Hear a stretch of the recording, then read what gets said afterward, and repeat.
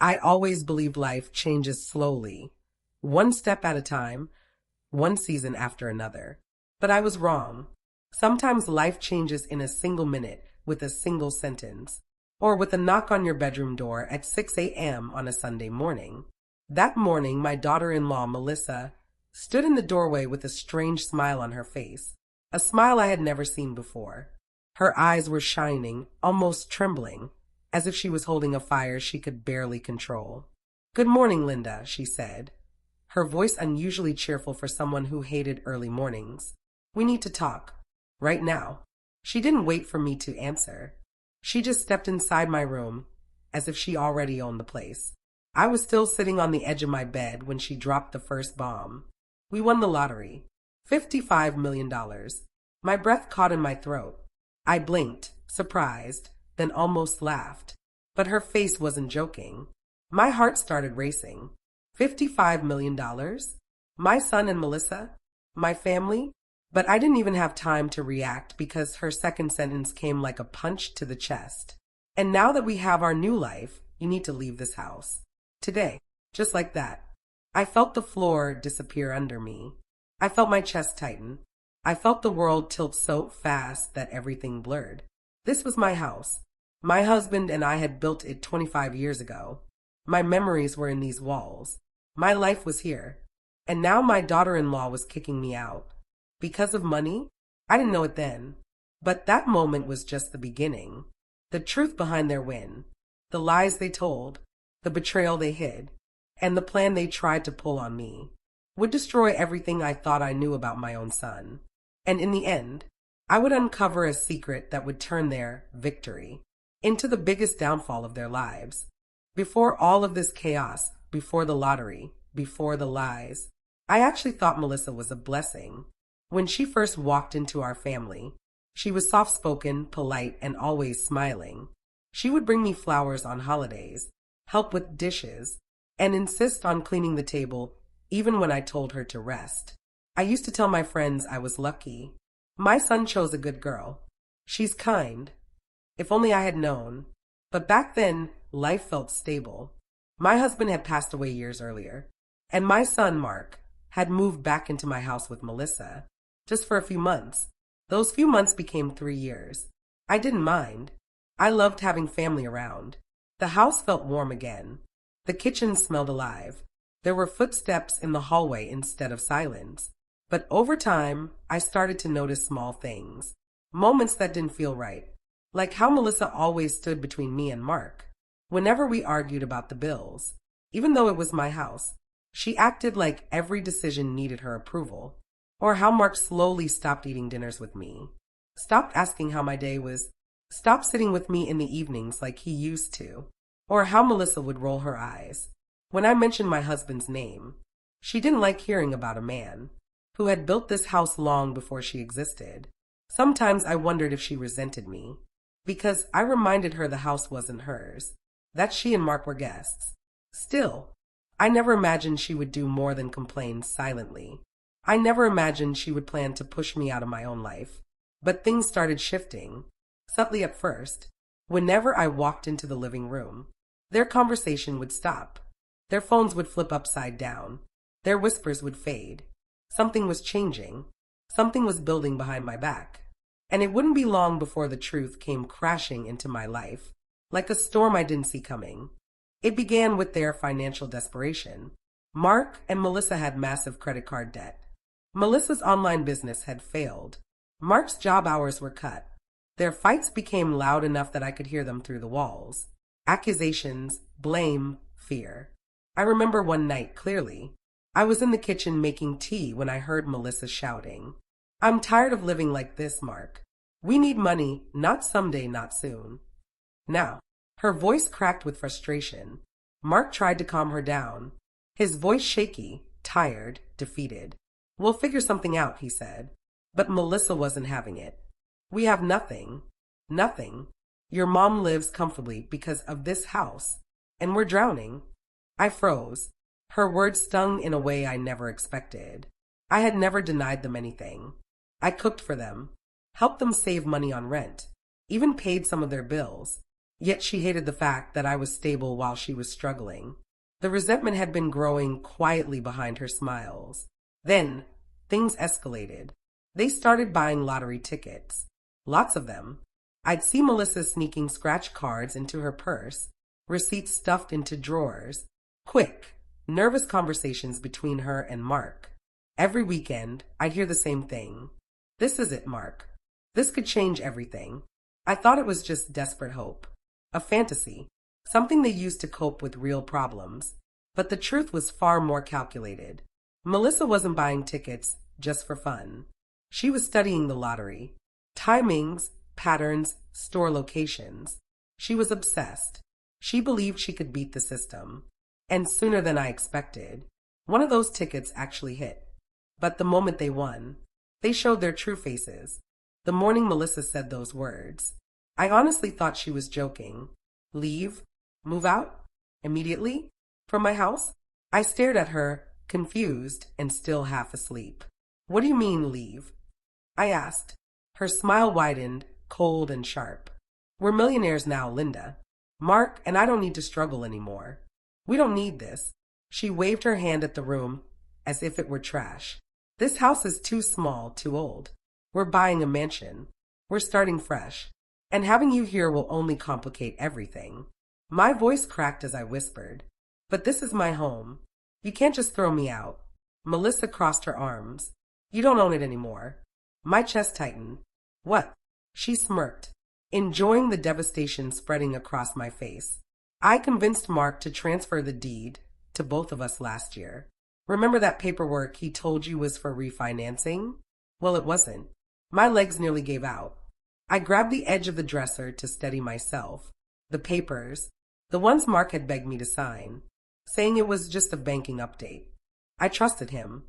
I trusted my own son. And Melissa had used that trust to steal my home. Before I could even breathe, she continued, "We've already spoken to a lawyer. You have no legal claim. So pack your things. You can take the guest room furniture if you want." She actually snapped her fingers at me, like I was staff, like I was disposable. My throat burned. Tears filled my eyes. Anger and heartbreak twisted together inside me. "How could you do this?"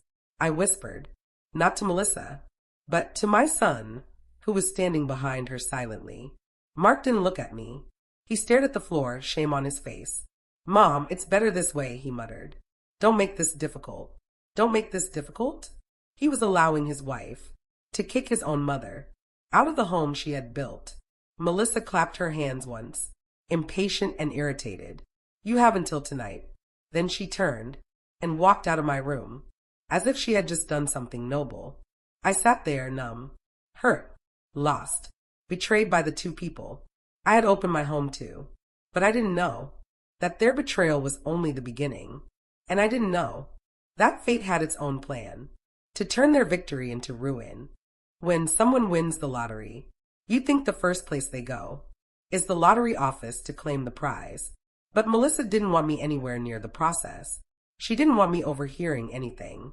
She didn't want me asking questions. And that was her fatal mistake. After throwing me out, she had left a stack of envelopes on the kitchen table. Lottery receipts, gas station tickets, and one letter from the state lottery office. Most of it was junk, but one single line, caught my eye. The selected winner will undergo identity verification and mandatory background review. Identity verification, mandatory review, winner. My heart pounded. Who had signed the ticket? Was it Mark or Melissa? Out of curiosity, or maybe desperation, I visited the lottery office myself. Before leaving the house permanently, I walked in trembling, feeling embarrassed, feeling out of place. "Ma'am, I'm sorry," the clerk said gently. "We can only discuss prize details with the listed winner." I nodded, but then she added something unexpected. "However, you might want to remind your family that altering a ticket after purchase or claiming someone else's winning ticket is illegal, even between spouses." My pulse stopped. "Excuse me?" I asked. The clerk lowered her voice. "We review the store footage for every jackpot over 10 million. If the person cashing the ticket is not the person who bought it, It becomes a criminal investigation. A chill ran through my spine. Melissa hadn't bought the ticket. I was sure of it. Mark had bought the last stack.